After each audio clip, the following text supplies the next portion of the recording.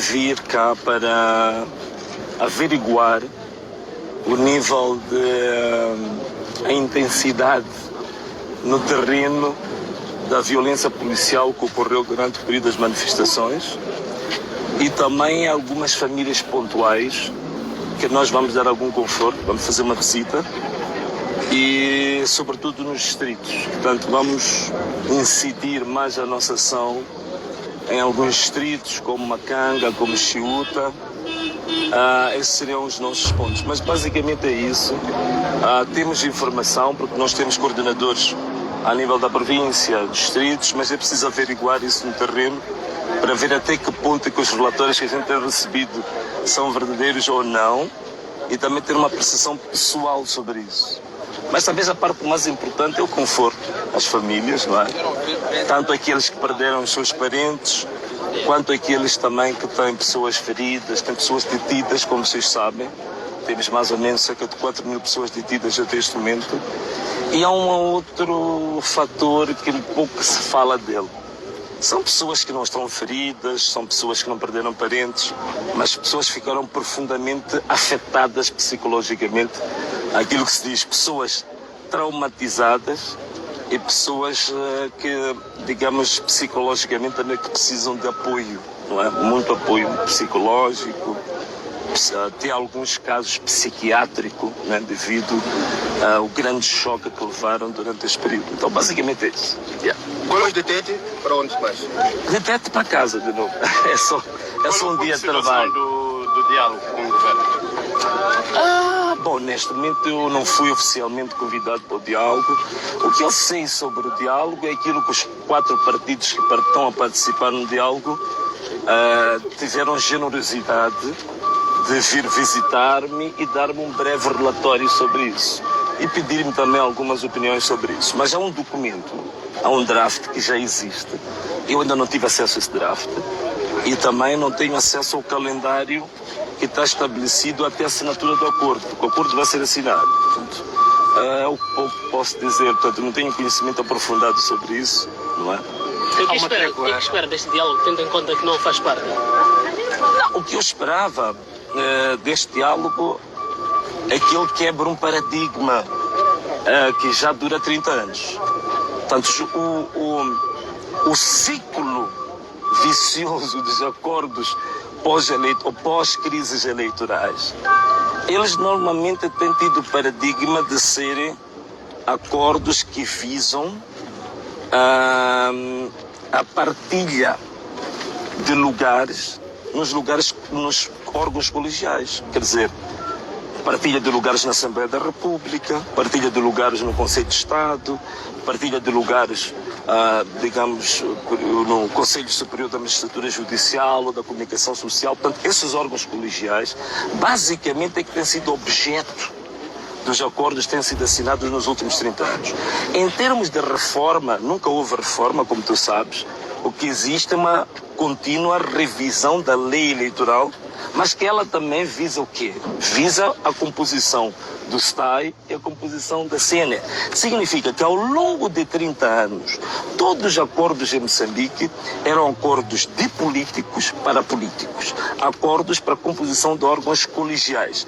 Então, ao longo de 30 anos, tu não encontras uma única linha destes acordos que tivesse abrangido medidas econômicas, medidas sociais, que tenham a ver com impactos diretos, visíveis e tangíveis na vida da população.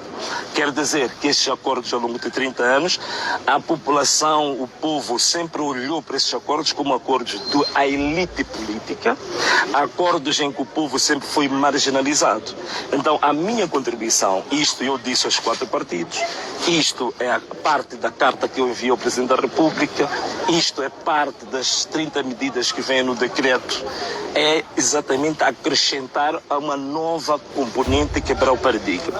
São algumas medidas de curto prazo, por exemplo, que têm a ver com segurança, não é? Aquelas de parar, por exemplo, com toda a violência imediatamente e incondicionalmente. Raptos, sequestros, tudo o que está a acontecer agora, com as valas comuns para aí fora. Libertação imediata e incondicional dos presos, que tem a ver com as manifestações. a assistência médica e medicamentosa para todas as pessoas que foram feridas de forma permanente, né? Há pessoas que estão permanentemente, digamos, deficientes, ou aqueles de forma transitória. Portanto, essas são as medidas de curto prazo que têm a ver com a segurança e com o conforto das famílias. Depois tem as medidas de médio prazo, podem ser vistas ao longo de 5 anos. Aquela medida que eu já tinha proposto, por exemplo, a construção de 3 milhões de casas em 5 anos, para jovens recém-formados, recém-graduados. A outra tem a ver com a revitalização econômica dos médios e pequenos empresários que sofreram durante esse período.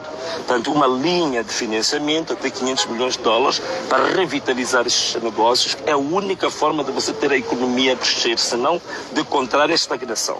E para o outro, uma linha de até 600 milhões de dólares que é para startups, quer dizer, para projetos de raiz de mulheres e de jovens. Então, este é o pacote, vou falar de algumas medidas, não são todas, que eu penso que é uma oportunidade nobre que Moçambique tem de quebrar este paradigma destes acordos serem vistos como acordos da elite, em que o povo se sente sempre marginalizado, esquecido.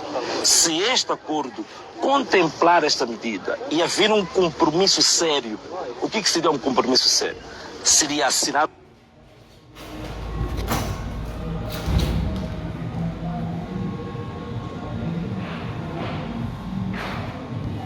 acordo, quer dizer, tem que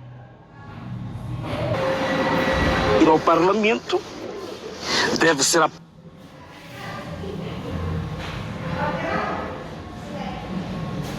aprovado em forma de uma resolução no Parlamento. Depois tem que se constituir uma equipa mista que vai monitorar isto em 5 anos, no mandato, que é diferente do que acontecia antes. As equipes mistas, elas funcionavam por um período menos de 1 ano e depois retiravam-se. Então temos que ter uma equipe mista que durante 5 anos monitore isso. E como é que vai monitorar? Simples.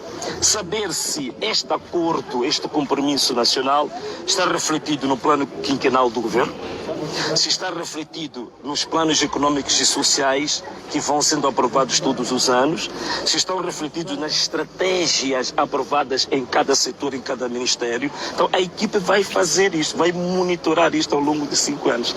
Se isto for feito desta forma, para mim é um passo gigantesco para dizermos que Moçambique está a caminhar rumo a uma paz e a coisa mais difícil, a reconciliação nacional. Se isto não for feito, para mim é mais um acordo, é mais um papel, letra morta, é mais areia nos olhos das pessoas, como aconteceu ao longo de 30 anos. Neste momento, o que é que deve ser feito para Moçambique voltar a ter a estabilidade ou, por outra, esta crise pós-eleitoral cessar? O que é que deve ser feito agora? Não, o que tem que ser feito é isto que eu estava aqui a falar. Portanto, essas medidas, mas uma das mais importantes tem a ver com segurança. Tem a ver com segurança, portanto, há medidas de curtíssimo prazo, em menos de 1 mês, tem que acontecer. Cancelamento ou parar em absoluto com todo tipo de violência das autoridades de direito. Estou a falar de quê? Estou a falar da polícia, estou a falar da PGR, estou a falar dos tribunais, porque há vários tipos de violência, não é só dar tiro. Há outro tipo de violência que está a acontecer com a população. Isto aqui é extremamente importante. O amparo tem que se dar às famílias que foram feridas, que perderam os seus parentes. E também os cerca de 5 mil pessoas estão detidas há mais de 3 meses, muitos deles sem processo, em condições desumanas nas cadeias, alguns deles com problemas de saúde, sem advogados. E uma das coisas que está a acontecer, há uma sobrecarga do sistema de justiça. É por isso que uma das coisas que a cadeia, o estabelecimento penitenciário de Maputo tentou fazer, para além das execuções que queriam fazer, também era o alívio do peso logístico que os presos estavam a criar na BO e na cadeia central da Machava. Portanto, este é um grande problema que nós temos. A questão de segurança, para mim, é paramount, é fundamental, é o primeiro ponto que tem que ser atacado. Depois, há outras medidas que podem ser verificadas em 1 ano e há outras que podem ser monitoradas em 5 anos. Algum comentário?